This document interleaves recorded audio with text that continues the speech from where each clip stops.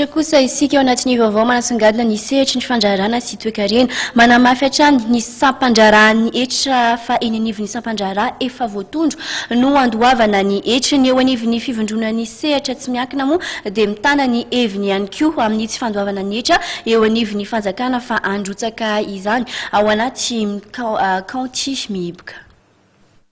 Efa ho tapa-bolana izay no nanambara ireo vondron'ny mpandraharaha fa ampiato ny fifandraisana amin'ireo androm-panjakana ary tsy handony hetra amin'ny fanjakana toy ny mahazatra fa androtsaka izany kosa ao amin'ny kaonty mihiboka antsoina hoe kaonty sehatra. Nilaza izy ireo fa tsy fantatry ny vahoaka intsony iza no miantoka ny raharaham-pirenena ankehitriny.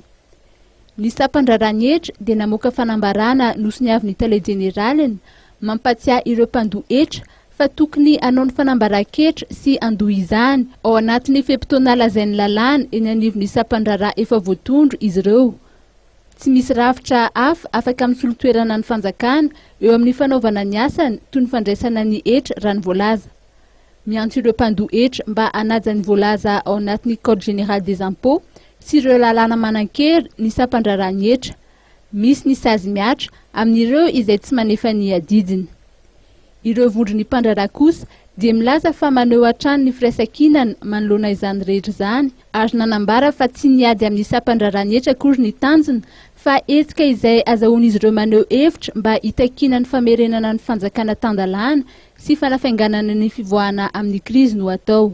Efa nisokatra ny kaonty androtsahany ireto mpandraharaha ireto ny TVA tokony alohan'izy ireo any amin'ny fanjakana. Raha ny fihetsika ireto mpandraharaha ireto dia tsy hempitra amin'ilay fepetra noraisin'izy ireo.